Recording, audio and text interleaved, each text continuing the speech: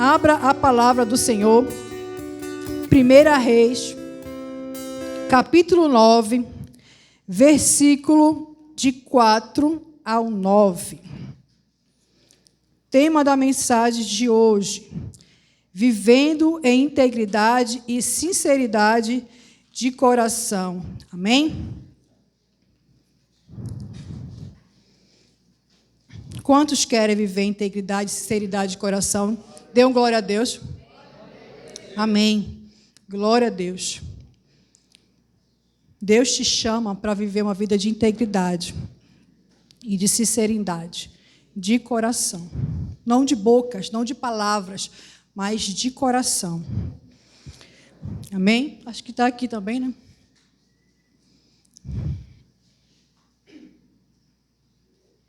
Então, aqui nesse capítulo, a aliança de Deus que foi feita com Salomão logo depois que ele construiu o templo. Nós vamos ler do versículo 4 ao 9, que diz assim: se você andar diante de mim, como fez o seu pai Davi, com integridade de coração e com sinceridade, fazendo segundo tudo o que lhe ordenei, e guardando os meus estatutos e os meus juízos, também confirmarei o trono do seu reino sobre Israel para sempre, como prometi a Davi, seu pai, dizendo: nunca lhe faltará sucessor ao trono de Israel. Porém, se vocês ou os seus filhos se afastarem de mim e não guardarem os meus mandamentos e os meus estatutos que eu lhe prescrevi, e se servirem outros deuses e os adorarem, então eliminarei Israel da terra que lhe dei e lançarei para longe da minha presença este templo que santifiquei a meu nome. E Israel virá a ser motivo de provérbio, de escarnio entre todos os povos. E todo aquele que passar por este templo, agora tão exaltado, ficará espantado e zombará, e perguntarão: por que o Senhor fez isto com esta terra e este templo? E a resposta será: porque deixaram o Senhor, seu Deus, que tirou da terra do Egito os seus pais, e se apegaram a outros deuses, os adoraram e os serviram. Por isso o Senhor trouxe sobre eles todo este mal. Amém? Pode assentar a igreja.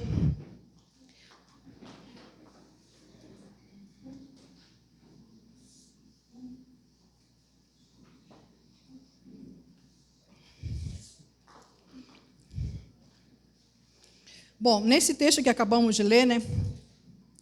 Deus ele fala com Salomão pela segunda vez. Ele apareceu para ele.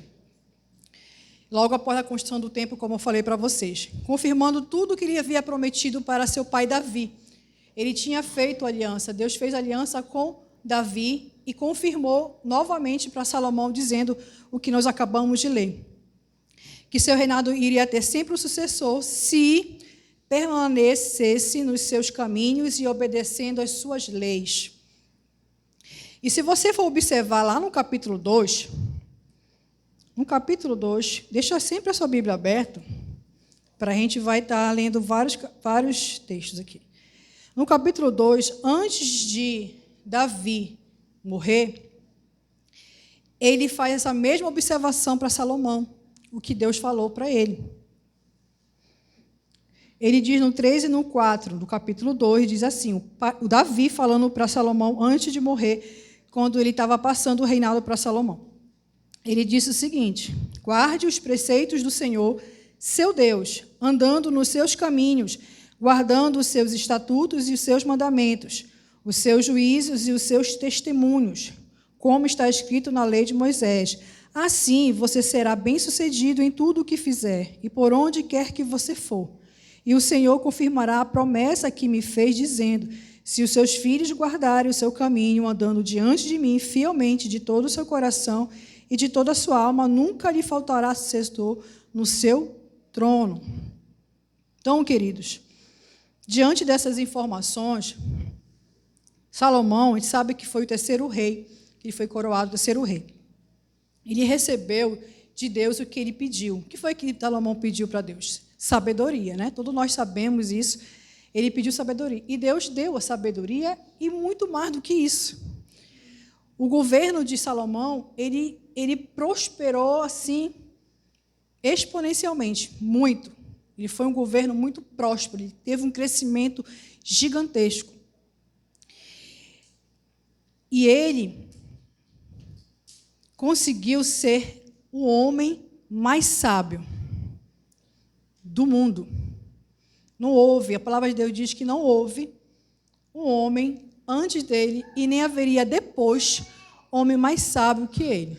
Claro que só Jesus, ninguém ganha, né? Claro, nosso Jesus é nosso Senhor. Estou falando do homem sem Jesus. Salomão, ele foi. E também foi um dos mais ricos, se não o mais rico de todos. Salomão, queridos, ele tinha conhecimento não somente de teologia. Deus deu a ele sabedoria para ter conhecimento em diversas áreas. Ele tinha conhecimento em teologia, ele tinha conhecimento em filosofia, astrologia, biologia, psicologia, botânica, economia, finanças, empreendedorismo, administração e por aí vai. Ele tinha conhecimento assim, muito amplo. Né? Eu estava até fazendo isso lá em casa, porque em Libras, pessoas que têm muito conhecimento, a gente abre assim, a letra assim, ó. Ele era assim, ó. Que tem pouco conhecimento é assim, mas que tem muito é assim. E ele era bem grandão, assim. E ele era um homem muito rico em conhecimento, um homem que tinha muito. Ele era muito estudado, ele tinha todo como é que eu posso dizer? Um manejo, né, da forma de lidar com negócios. Por isso ele prosperou tanto. Deus deu a ele coisas assim, grandiosas para ele poder lidar com o seu governo. E ele foi crescendo, foi crescendo, foi crescendo. A palavra de Deus diz, se você for lendo os outros capítulos, estava lendo, interessante que as pessoas ficavam tão admiradas de ver ele falar, de que Deus falava através dele, da sabedoria, que elas vinham de muito longe. E quando elas viam ele falando, elas ficavam admiradas, porque era uma sabedoria que ninguém conhecia, era muito grande. E ele era muito presenteado por conta disso. As pessoas traziam presentes para ele, assim, muito valiosos. Eram madeiras caríssimas, de sândalo, que é uma madeira mais cara que tinha. Era ouro. Prata, naquela época, não era tão valorizada, mas ele tinha ouros, ele tinha ervas, pedras preciosas, tudo ele ganhava. A rainha de Sabá, quando ouviu falar lá no seu país sobre ele, ela ficou tão admirada só de ouvir falar de Salomão, que ela foi pessoalmente até ele para certificar de que realmente o que falava para ela era verdade. E quando ela falou com ele, ela fez perguntas difíceis, porque ela queria saber se realmente ele tinha esse conhecimento todo. Então, ela estava testando, porque ela também era uma mulher sábia. Só que foi tão fácil para ele responder as perguntas dela, que foi assim simples para ele. O que para ela parecia difícil, para ele era algo muito simples, porque ele era uma sabedoria que não vinha dele, era de Deus. E ela ficou deslumbrada, ainda disse, eu vi falar que você era sábio, mas eu percebi agora que você é muito mais do que aquilo que me falaram.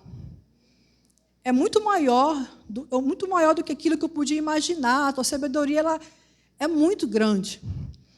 E ela deu muitos presentes para ele, muitas coisas também foi, e assim foi fazendo, ele foi recebendo, ele foi crescendo, e os presentes que ele ganhava, ele foi construindo escudos de ouro, ele fazia colunas com as madeiras caras, as corrimões, o palácio era algo assim, até as taças eram feitas de ouro. Imagina você tomar, né, um suco de uva, né, no dia da ceia do Senhor, numa taça de ouro, né? Então devia ser algo assim deslumbrante de se ver, algo tão rico de valor, coisas que ele tinha, e as pessoas se admiravam porque ele era bom dos negócios, e ele fazia negociações, e ele prosperava, ele tinha muitos cavalos, enfim.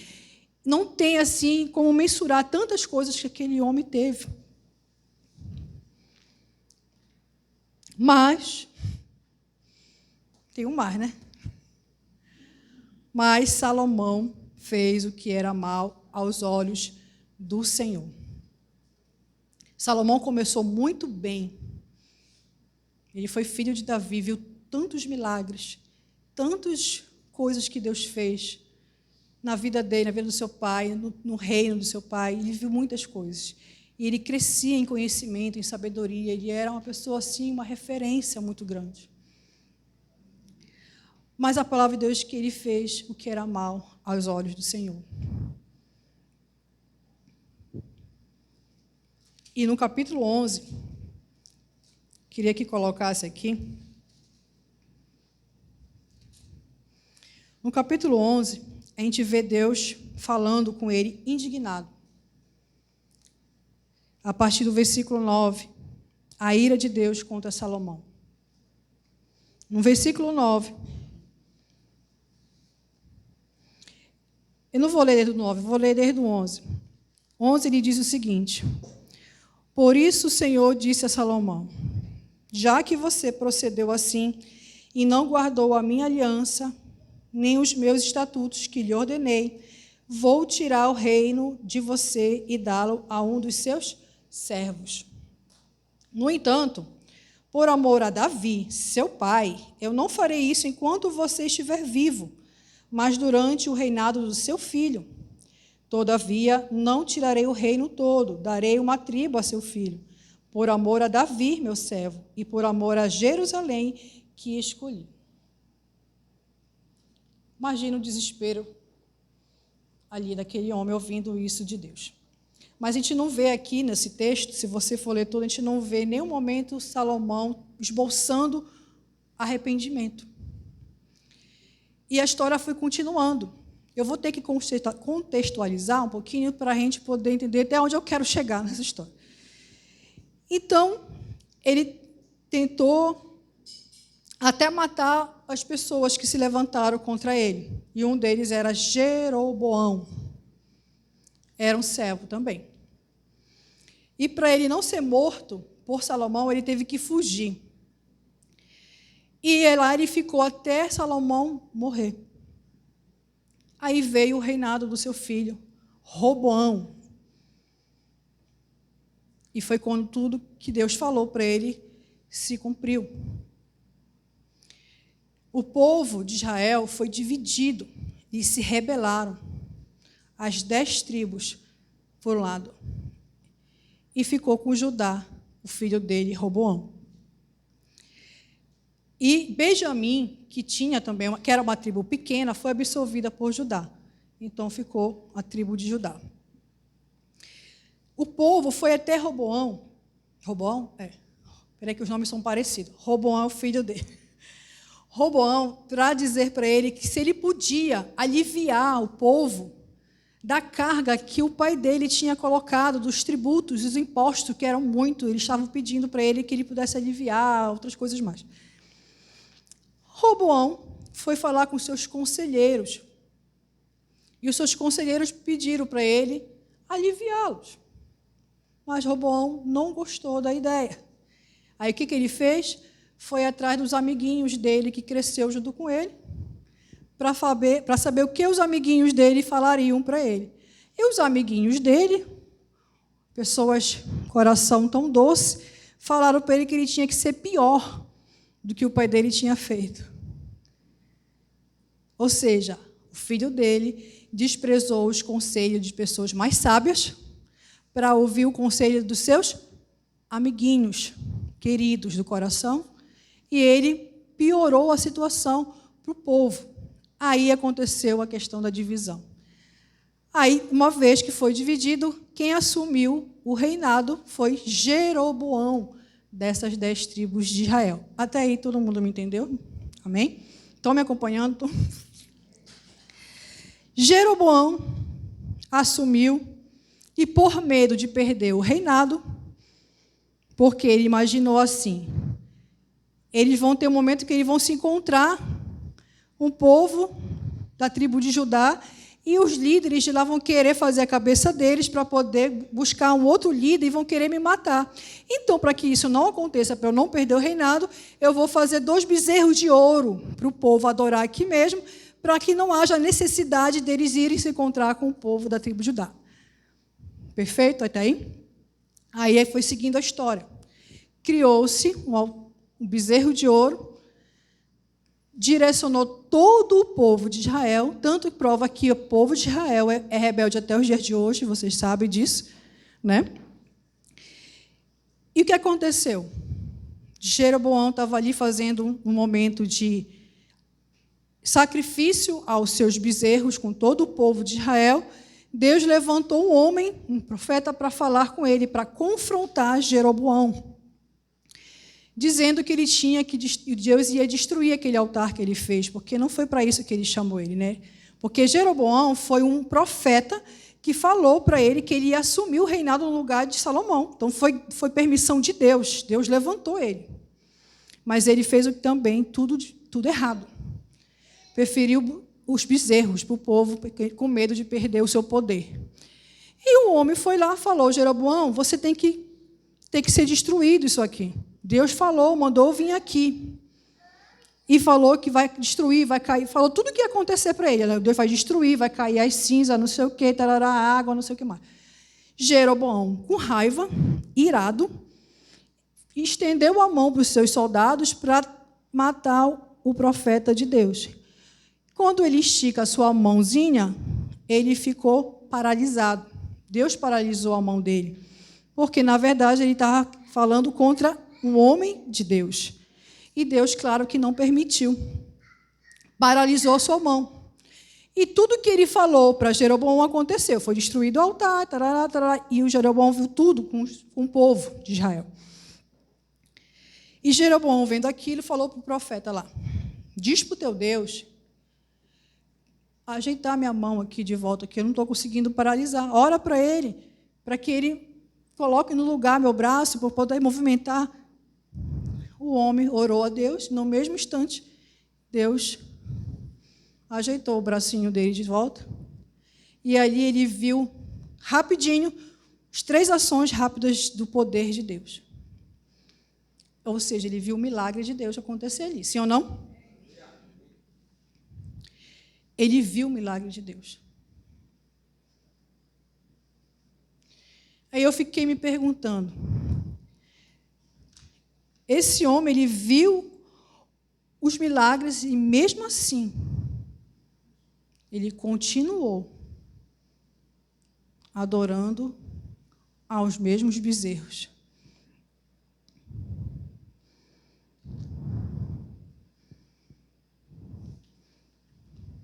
Ele preferiu fingir que estava com Deus do que, de fato, ter um coração em Deus. Para ele era muito mais cômodo fingir que era filho de Deus do que ter um coração em Deus. Os milagres, o fato de nós vermos os milagres, ele não garante uma vida com Deus, porque todos nós aqui somos o milagre, sim ou não? Nós respiramos, nós somos o milagre. Você é um milagre de Deus. E eu sei que, além da sua vida, vocês aqui, a maioria, se não todos, já viram um milagre acontecer. Mas se o milagre que nós vimos fosse garantia de que nós permanecêssemos em Deus, ninguém se desviava de Deus. Amém? Porque todas as pessoas que um dia serviram a Cristo, um dia presenciou o milagre de Deus.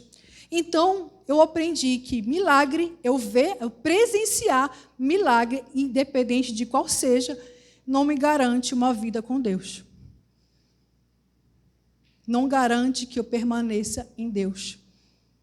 O que me faz permanecer em Deus, nada mais, nada menos do que um coração arrependido e um coração em comunhão com Deus. Irmão, você pode procurar o que você quiser na Bíblia. Tudo vai chegar neste lugar. Relacionamento, comunhão, arrependimento.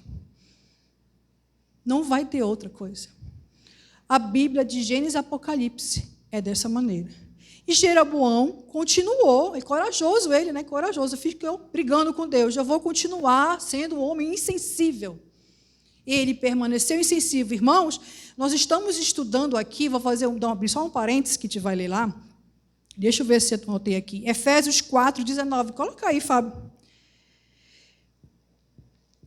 Vamos ler aqui.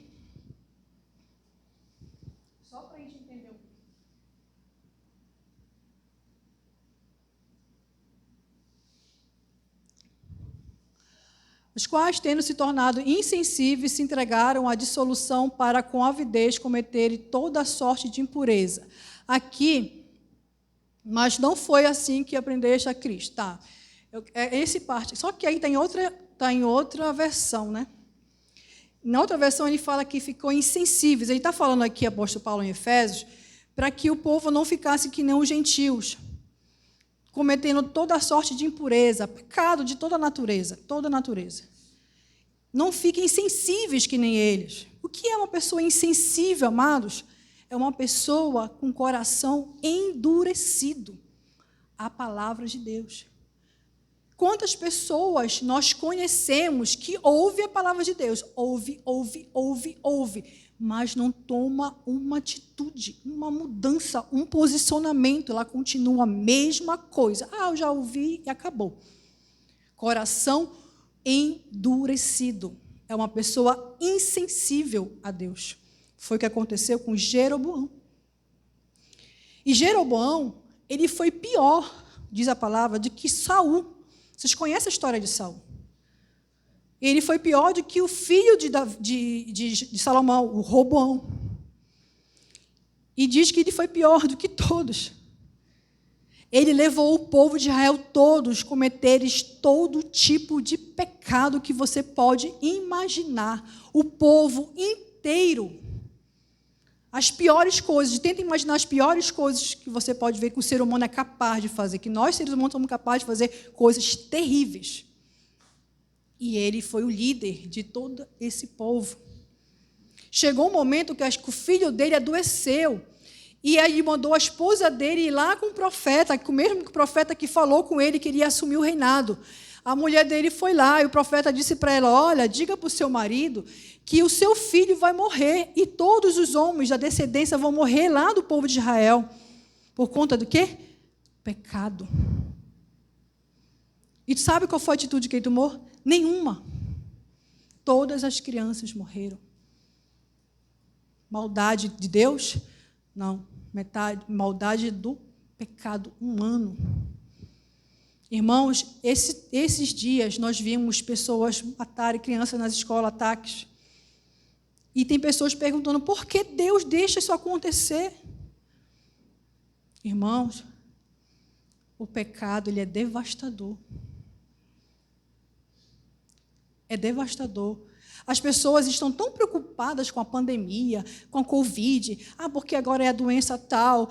Porque agora é a doença não sei do que. Eu estou com medo de sair. É porque eu limpo a minha casa toda hora com álcool. Quem entra, quem sai, limpa saco, limpa pano, limpa não sei o quê. É tanta coisa, tanto protocolo. Não que você não tenha que ter cuidado com as coisas. Eu não estou dizendo isso. Mas as pessoas não estão se preocupando com o que o pecado é capaz de fazer com uma família, com uma igreja e com uma nação. O pecado é muito pior do que uma pandemia. O pecado assola a vida das pessoas. As crianças que morreram naquela época, elas eram inocentes. O pecado, ele destrói pessoas inocentes. O pecado, ele é contagiante. Por que eu estou falando, eu estou contextualizando essa história de até Jeroboão? Depois de Jeroboão, vieram outros e outros. E a palavra de Deus diz que cada um que se levantava para reinar na Israel era pior do que os anteriores. Era pior do que os anteriores. Era pior do que os anteriores. A mesma coisa aconteceu com Saul. Saul não se arrependeu do que ele fez. Ele preferiu experimentar o vazio na sua alma do que se arrepender de Deus. Irmão, tem coração mais endurecido do que isso.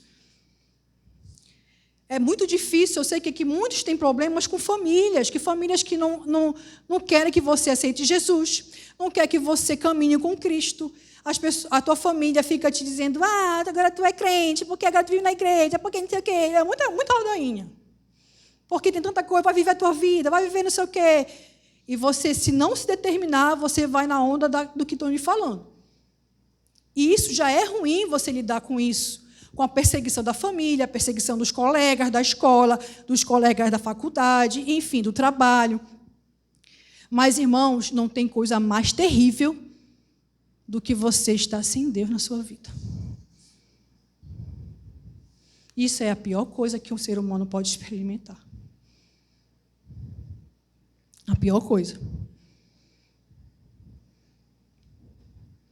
Salomão começou bem, mas terminou mal. Diferente de Paulo, Moisés Raabe, Pedro e muitos outros que nós. E nós. Muitos aqui não tiveram berço cristão. Muitos já aceitaram a Cristo. Foram até para alguma igreja em algum momento, foram visitar, como eu visitei igrejas a vida inteira. Mas eu não consegui ver transformação nenhuma na minha vida. Porque nunca pregaram para mim que Jesus transformava. Só me diziam que eu tinha que cumprir um protocolo de cumprir uma tarefa, uma obrigação de ir para um lugar para dizer que eu estava sendo religiosa. Ponto, acabou. E a transformação? Quem é responsável? É Jesus. Então, por que eu falei tudo isso? Porque começou lá em Salomão, foi para Jeroboão, foi para Roboão, Jeroboão, e aí foi. O nosso pecado, irmãos, eu não sei se você já ouviu falar, tem pessoas que estão em pecado, é confrontada, e você ainda ouve a pessoa dizer assim mesmo, o que te interessa se eu estou fazendo certo ou errado? O pecado é meu, a vida é minha, e o que tu tem a ver com isso? Tudo a ver. Sabe por quê? Porque quem nós somos aqui como igreja? Nós somos um corpo. Sim ou não? Sim ou não? Sim. Amém, né?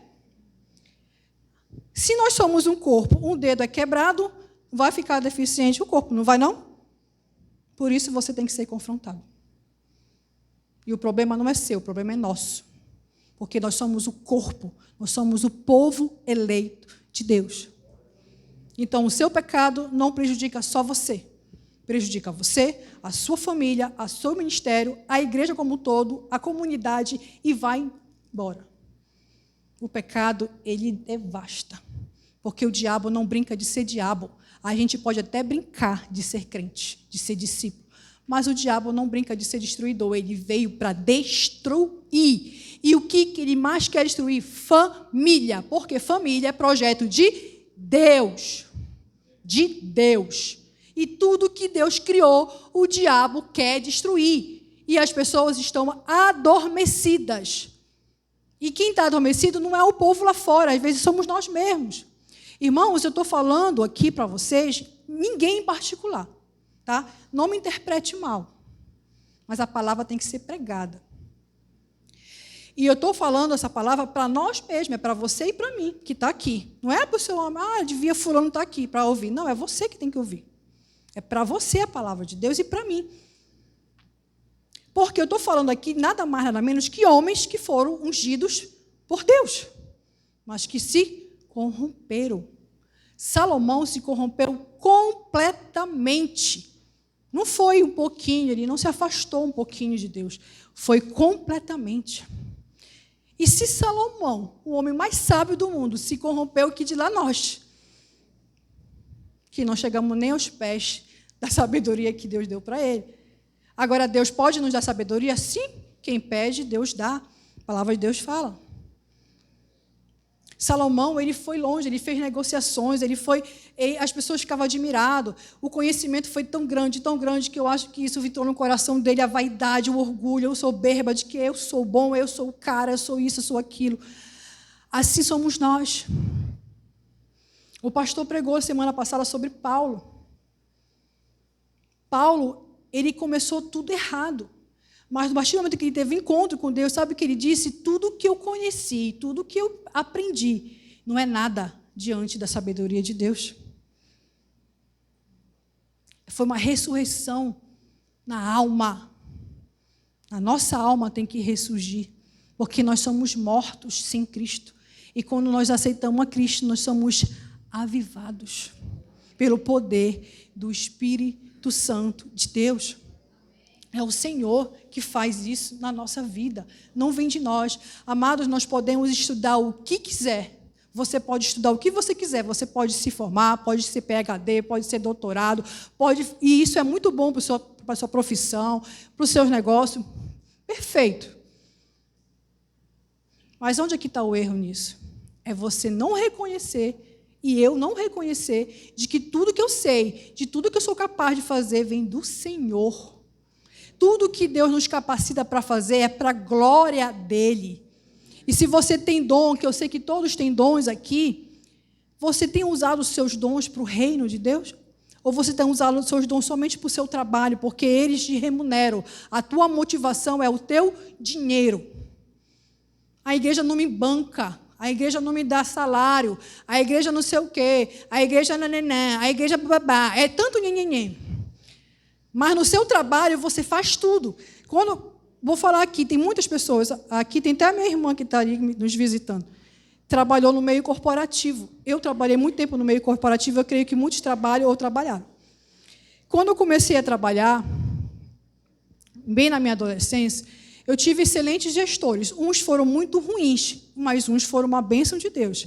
Mas mesmo os maus e mesmo os bons, eu aprendi alguma coisa com eles. E isso foi me moldando como um profissional. Eu fui aprendendo, eu fui sabendo lidar atender as pessoas. Eu não sabia atender, eu trabalhava com o público e eu ficava morrendo de medo quando as pessoas ficavam estressadas. Elas chegavam falando forte comigo, eu me recuava. E eu tive uma gestora que me ensinou, você tem que olhar nos olhos. E você tem que ser firme naquilo que você fala. Você tem que saber o que você está fazendo e falar com segurança. E isso foi me ensinando a me tornar um profissional mais corajoso, capacitado. E assim foi. Aí eu fui me desenvolvendo como profissional. Eu fui aprendendo. Mas por que eu aprendi? Porque eu queria ser mais remunerada. Eu queria galgar lugares maiores. Isso está errado? Não. Então, eu ia aprendendo, eu ia crescendo, me indicava para fazer curso, eu fazia, me indicava para fazer treinamento, eu fazia. Aonde tinha para aprender, eu estava lá fazendo. Porque eu queria me aperfeiçoar como profissional. E isso é muito bom que nós façamos. E por que às vezes, a gente dentro da igreja, como um servo de Cristo, lavado pelo sangue de Cristo, a gente não quer se capacitar? A gente morre na igreja, não consegue fazer uma oração que seja em voz alta. Ai, tenho medo. Deus, irmão, pelo amor de Deus. Gente, o que é isso? Nós somos servos, filhos de Deus. Há um desespero. Irmão, lê um versículo aqui para a gente, vamos lá. Ai, você está me envergonhando. Não estou envergonhando, irmão. Nós somos filhos de Deus. Deus nos deu um espírito de ousadia. Ousadia. Se é para o trabalho, a gente vai e se capacita. Fala no público, faz não sei o quê, e isso, faz até eventos grandiosos. Passa aí, porque a Liberal, lá, a Record vai estar lá filmando, a gente aprende rapidinho. Mas para o reino, não posso. Não dá. Não consigo. Não sei. É tantas coisas que nós falamos, e aí vai falando um monte de coisas. Mas, irmãos, quantos de vocês foram lavados pelo sangue de Cristo? O sangue de Cristo é poder de Deus sobre a sua vida. Duas coisas eu percebi na vida de Salomão que levou ele à ruína. O primeiro ponto, põe lá. Desobedeceu princípios valiosos. Coloca lá em 1 Reis 11, de 1 a 4, para nós lermos aqui.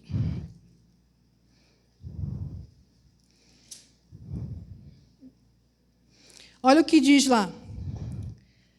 Além da filha de Faraó, Salomão amou muitas mulheres estrangeiras, moabitas, amonitas, edomitas, sidônias, etéias, mulheres das nações, de que o Senhor tinha dito aos filhos de Israel: não case com elas, nem case com elas com vocês, pois perverteria o coração de vocês, mas para seguir os seus deuses. E estas Salomão se apegou pelo amor. Ele amou elas. Tinha 700 mulheres que eram princesas e 300 concubinas, e suas mulheres lhe perverteram o coração. Sendo já velho, suas mulheres lhe perverteram o coração para seguir outros deuses, e o coração dele não era fiel ao Senhor, seu Deus, como havia sido fiel o coração de Davi, seu pai. Olha só o que aconteceu. Salomão não se corrompeu desavisado. Ele sabia o que era para fazer e o que não era para fazer. Ele fez consciente. É bom a gente ter clareza disso. Ele sabia, porque o pai dele falou para ele. Ele viu, o pai dele tinha, acho que 7 esposas, se eu não me engano. mas ele teve 700. Imagina, uma mulher não dá trabalho já, homens? Uma mulher só já dá trabalho para caramba. Imagina 700 mulheres. Irmãos, eu acredito que os provérbios que ele escreveu sobre mulher briguenta, mulher rixosa, mano, era baseado na experiência que ele teve, que não é possível. 700 mulheres numa casa, gente, pelo amor de Deus. Fala sério. Eu já sou chata pra caramba lá em casa. Meu marido fala. Quando os meninos fazem alguma coisa que não é para eles fazerem, eles até brincam comigo, que eu vou falando a tarde inteira, vai entrando a madrugada, vai tirando a mamãe está falando lá. Porque agora tu imagina, 700 mulheres. Não tinha como ser outro homem para escrever provérbios, era Salomão. Pior, todas estrangeiras. Quer dizer, sabe quem diz? Aqui não diz o nome da mulher, da filha de Faraó, não diz o nome de nenhuma mulher que ele se casou. Sabe por quê? Não tinham identidade. Não eram tementes a Deus. Deus fala na sua palavra que nós temos que casar com pessoas que praticam a mesma fé que a gente. O mesmo propósito. Mulher que vive com a gente. Lá em casa, não sei na casa de vocês, mas a gente vive no mesma fé. Serve o mesmo Deus. Tem horas que o negócio pega.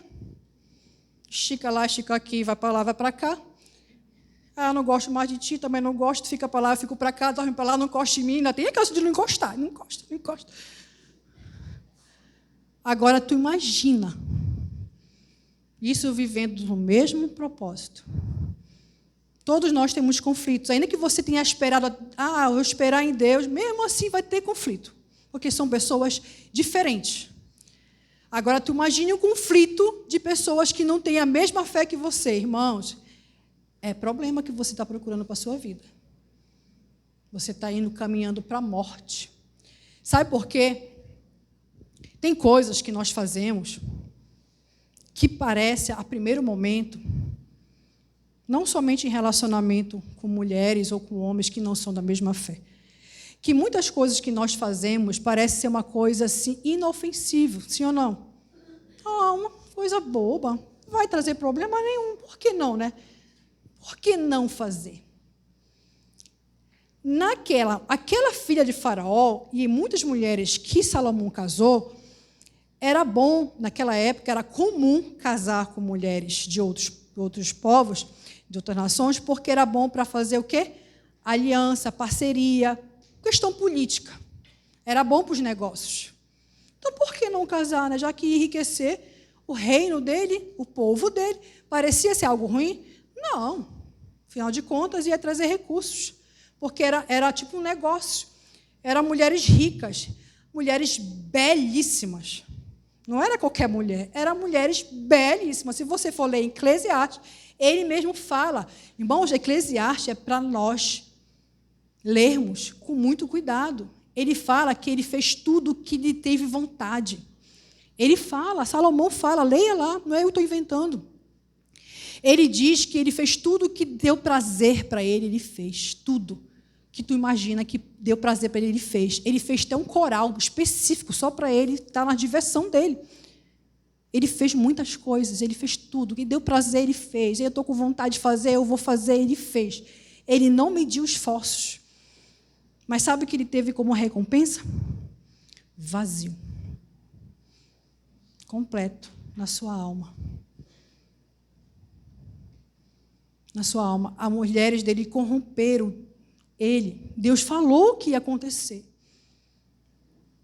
Não foi uma pessoa, meu pai não me ensinou, não sei quem não me disse. Ele sabia. Assim como nós sabemos quais são os princípios básicos. Isso aqui é um princípio básico, irmão.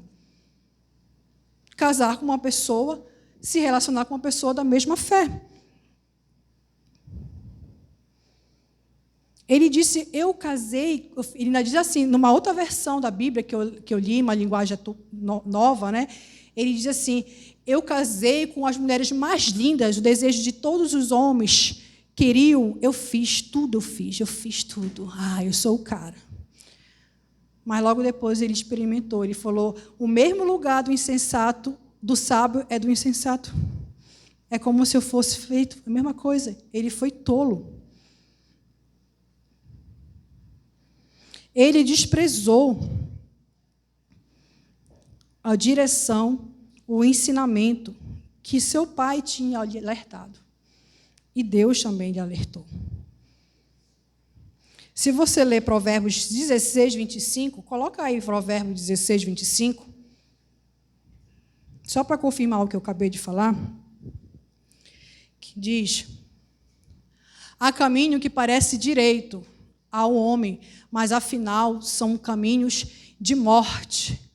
Quem foi que escreveu Provérbios, irmão? Salomão. Ele tinha autoridade para falar isso. Ele viveu tudo que está em Provérbios, ele viveu. Se você for ler o livro de Provérbios, logo no primeiro capítulo ele começa falando. No segundo ponto, coloca aí, falta de um discipulador, o segundo erro que ele cometeu. Salomão cometeu toda a atrocidade de pecado. Ele fez altares para todos os deuses que as mulheres dele queriam. Ele mandou construir, escancarou para todo mundo. Ele não escondeu de ninguém, mas não teve um filho que foi lá, um homem, para confrontar Salomão. Mas por quê? Ele era o homem mais sábio, quem vai confrontar ele? Irmãos, a gente pode ser o mais capacitado em qualquer área que você imagina. Você e eu precisamos de mentor, de discipulador. Porque nós somos falhos. Amém? Nós somos falhos. O nosso conhecimento, por si só, não nos garante salvação. Nosso conhecimento por si só não garante paz no nosso coração. E não é nosso sustento também não, como muitas pessoas falam. O meu conhecimento, o meu trabalho é o meu sustento. Mentira do diabo na sua vida. Quem é o teu sustento é o Senhor. Porque se Ele quiser te tirar do trabalho, Ele te tira e você fica sem nada. Mas se você é com o Senhor, mesmo que se demitam você, Deus vai lhe sustentar. Porque Ele é Pai. Ele é o nosso Deus. Ele cuida de nós. Olha, falta de um discipulador, mentor. Ninguém confrontou Salomão. Se você for ler, você vai ver que não teve confronto. Ninguém chegou lá com ele, como fizeram com o pai dele. O próprio Natan confrontou o pai dele. Às vezes, a gente não quer ser discipulado porque a gente acha que a gente tem mais conhecimento que o nosso discipulador. Ah, não, porque eu sou muito estudada. Sou uma pessoa capacitada. A minha discipuladora nem tem tudo isso que eu tenho.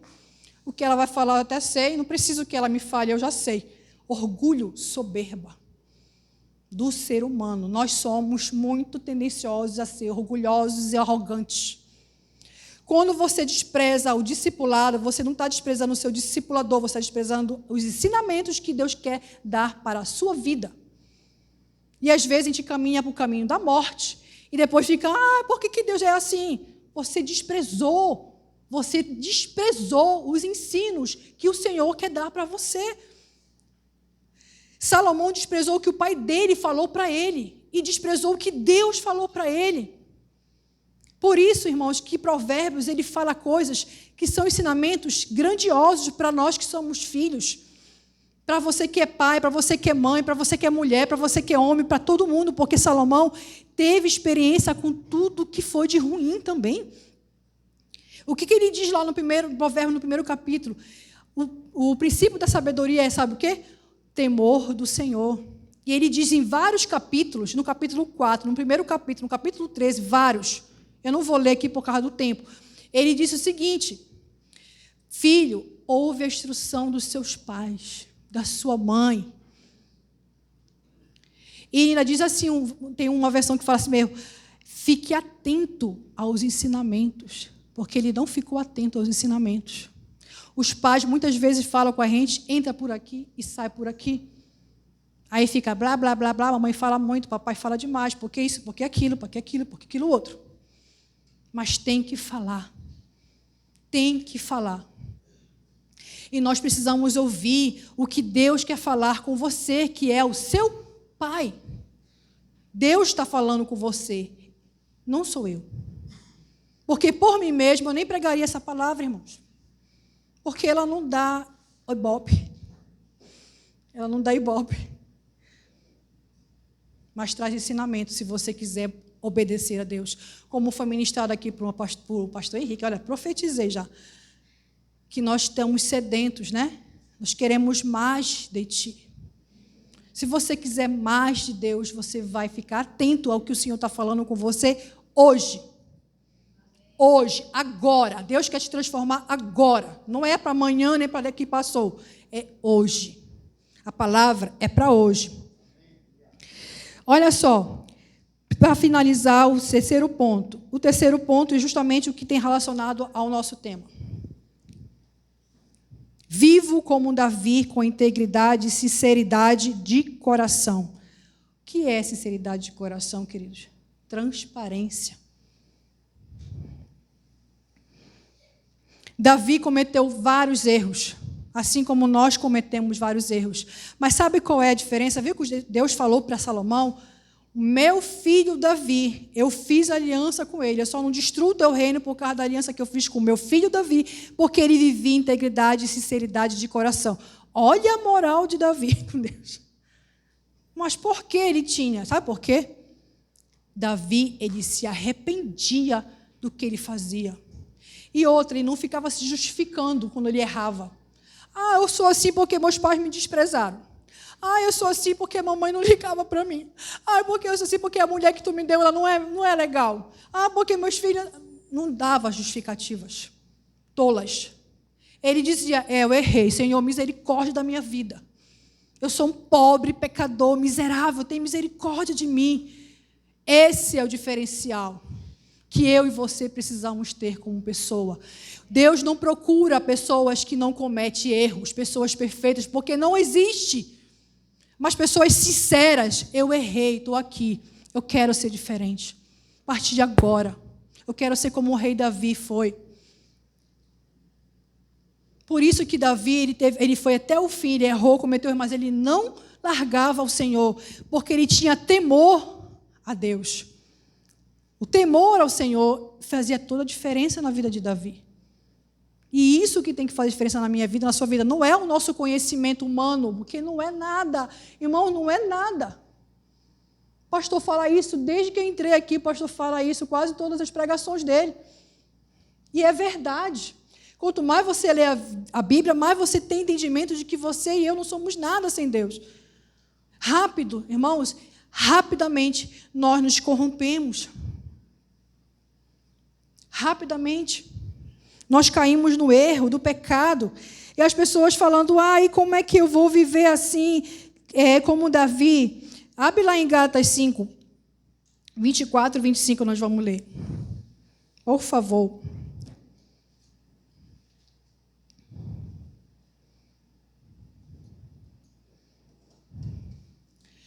E os que...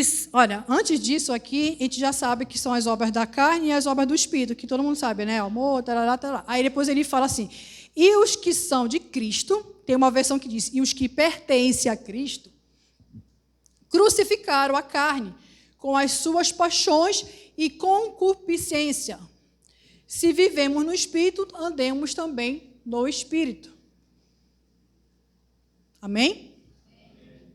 Se pertencemos a Cristo, nós crucificamos a nossa carne junto com as nossas paixões e os desejos que nós temos. Maus desejos. Maus desejos. Não são bons, não. Então, não tem desculpa. É muito difícil. Claro que é difícil, nós somos de carne. Jesus não disse em nenhum momento que seria fácil. E nem eu vou dizer que é fácil, porque não é fácil. Mas o nosso orgulho, o nosso apego ao pecado, nos impede de ter uma vida transformada e crucificada a nossa carne para a gente ter o quê? Os frutos do Espírito em nós. Só vamos ver o fruto do Espírito em nós, irmão, se a gente viver no Espírito, andar no Espírito. Porque é Ele que vai fazer isso em nós. Tem uma coisa que eu aprendi com meu esposo e com os meus discipuladores, que o meu esposo falou uma vez para mim que doeu na minha alma. Eu tinha muita dificuldade de aceitar a ajuda das pessoas. Tipo assim, se você chegasse comigo, irmão, você está precisando de ajuda? Não estou precisando de ajuda. Não precisa se preocupar, eu não preciso. Não estou precisando de nada. Irmão, eu estava precisando. E muitas vezes eu estava necessitando de ajuda. E o meu esposo, uma vez, falou para mim, do jeito dele tão carinhoso que ele tem, ele falou, isso é orgulho seu. E a gente foi para o discipulado, claro que eu não aceitei o que ele falou, né? Uma mulher que eu sou tão tranquila, aí eu não aceitei o que ele disse, fiquei bufando. Fomos para o discipulado, ele compartilhou lá, o pastor falou, é verdade, isso é orgulho. Aí, tchum, de novo. Aí, Luciana, assim, amada, mas Deus pode transformar o seu coração. Peça para Deus que você tenha um coração ensinável. Ai, meu irmão, aquilo me corroeu por dentro. E pastor, é pecado sim. Você precisa se arrepender. Porque Deus quer transformar a sua vida. E eu... Meu Deus, eu fiquei desesperada. Eu não sou orgulhosa, eu não sou. Eu era, irmão. E se eu não vigiar, eu sou de novo. O meu esposo, ele não tem dificuldade de receber ajuda. Ele ainda diz assim, deixa Deus te usar, irmão. Ele é muito cara de pau, dizia que era cara de pau. Deixa Deus te usar, pode ofertar, pode trazer, irmão, eu recebo. Eu olhava para ele, eu morria de vergonha. Renato, para com isso. Mas eu estou precisando, vou dizer que não. Se tu não quiser, tudo bem, mas eu vou aceitar. E aquilo me deixava extremamente envergonhada, porque para mim não podia acontecer aquilo. Mas eu estou falando uma coisa simples, irmão, mas isso, às vezes, acaba com a nossa vida. Impede a gente de alcançar um coração sábio, um coração adorador, Deus mais próximo da gente, um coração rendido aos pés do Senhor. Porque a gente tem orgulho. Isso é só um dos meus problemas que eu já tive. Tenho vários. Já fui tratada. O meu esposo, ele já me ajudou em muitas coisas. Uma da comunicação, que eu não falava nada. Agora ele se reclama porque eu falo demais. Eu não falava nada, mas agora eu falo mais do que ele. Muito mais. Mas quem mandou ele ensinar, né? O marido é para ensinar a esposa, mas ele ensinou muito bem, né? Ele fez todo um trabalho que agora ele se arrepende. Fala, ele fica assim, ó. Você fala muitas palavras. Então, irmãos, às vezes, o nosso orgulho nos impede de ouvir a mensagem de Deus e receber de bom grado. Se alguém nos confronta é porque Deus nos ama.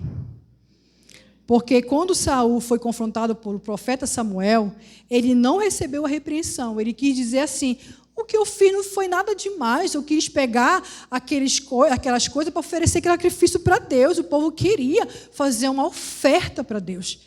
Nós temos essa tendência de estar justificando, dizendo que não é uma coisa tão ruim assim. Sabe o que Deus falou para Samuel? Ei, deixa ele de mão. O coração dele é rebelde. Deus deixou de mão. E o que aconteceu com Saul?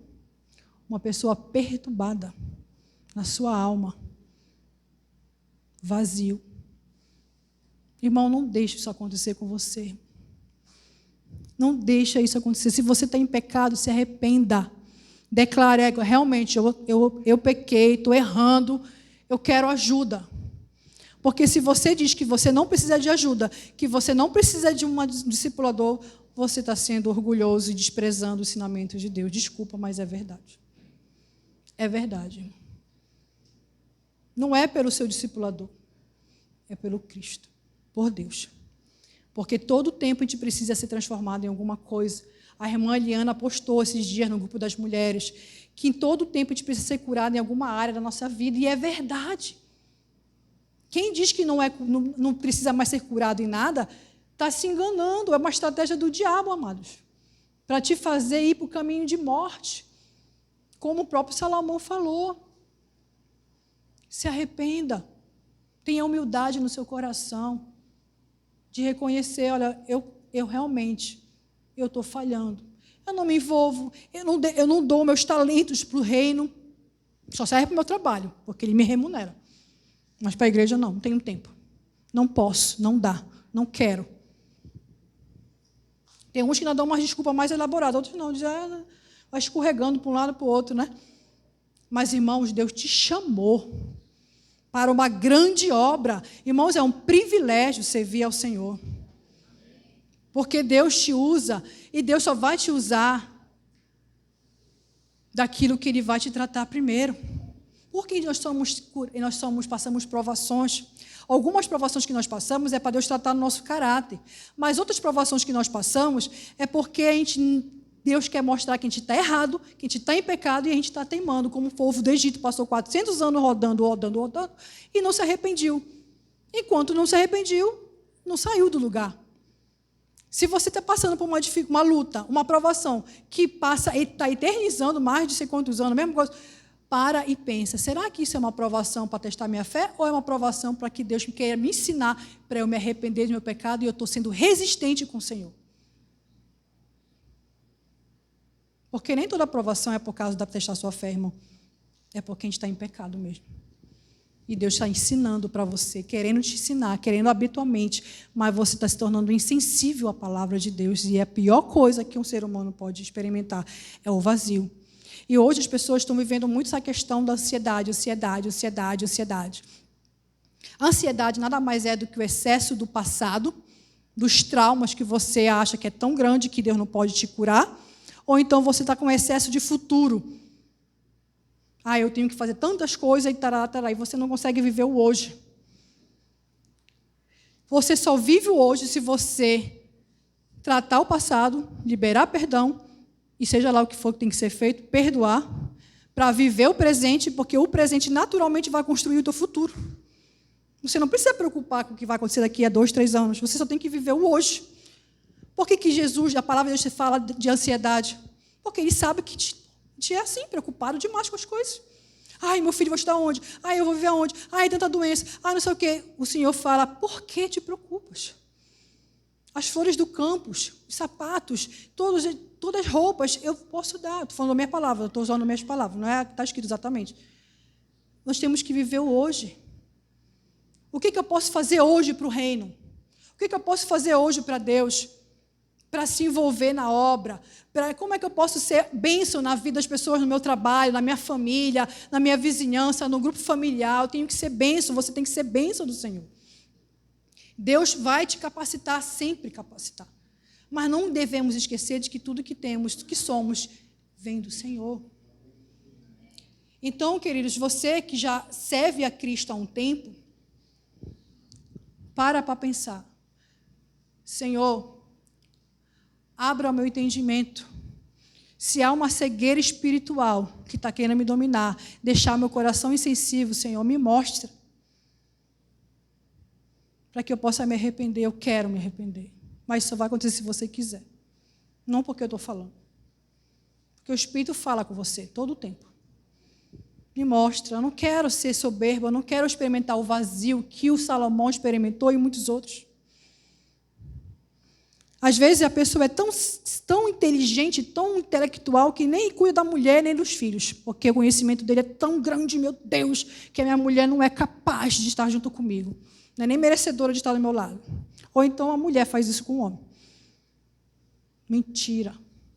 Sua esposa não é menos que você. Seu esposo não é menos que você. Você é igual a ele, porque vocês servem o mesmo Deus.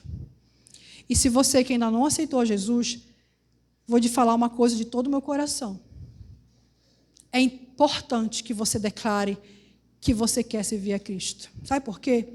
Quando você abre a sua boca para falar, eu quero aceitar Jesus, você está quebrando toda a maldição que foi lançada sobre a sua vida desde que você nasceu, ou desde os seus antecedentes lá de trás.